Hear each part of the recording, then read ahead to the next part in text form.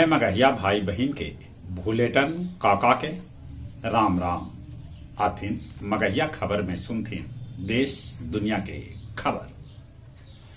उगैत सूरज के अर्घ देवे के साथे छठ महाव्रत आज खत्म हो गए। पटना छठ पूजा में शामिल होलन बिहार के मुख्यमंत्री नीतीश कुमार। कोविड योद्धा सभे के दिल जाए ई बछर के इंदिरा गांधी शांति पुरस्कार। 22 जनवरी के 12:20 पर अयोध्या में रामलला के प्राण प्रतिष्ठा प्रधानमंत्री नरेंद्र मोदी के हाथों कैल जाए। मध्य प्रदेश के अटेर सीट पर पुनर्मतदान करावल जाए। ज्ञान वापी मामला में आज सुप्रीम कोर्ट में हुए सुनवाई। मुंबई के हिंगोली में भूकंप के झटका महसूस कैल गए, जकर तीव्रता रिक्टर पैमाना पर 3.5 आंकल गए। दिल्ली के आबो हवा में धीरे धीरे हो रहा है सुधार। आज से स्कूल खोलल जाए। उत्तर काशी टनल में फसल 41 मजूर के निकाले लेल ऑपरेशन जिंदगी लेल 6 गो विकल्प ढूंढल गए है। आज 9वां दिन है।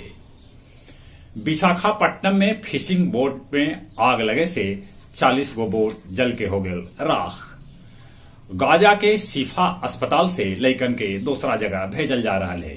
शिफा अस्पताल के उपयोग आतंकी कर रहलन हल, वहां भेटाइल है सुरंग। हमास पर लगातार हमला कर रहा है इजरायली सेना। अमेरिका के न्यू जर्सी में भी मनावल गए छठ पूजा। श्रीलंका 12 गो भारतीय मछुआरा के रिहा कैलक। डोमिनिका में बाढ़ से जिंदगी अस्त व्यस्त हो गया।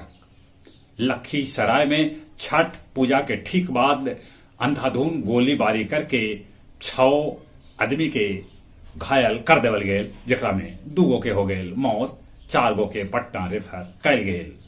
अब कुछ खेल के समाचार। ऑस्ट्रेलिया 6ठा बेर विश्व कप चैंपियन बनल। वो फाइनल में भारत के 6 विकेट से हरा दिलक। सबला बेसी 765 रन बनावे वाला Virat Kohli बनलन play of tournament.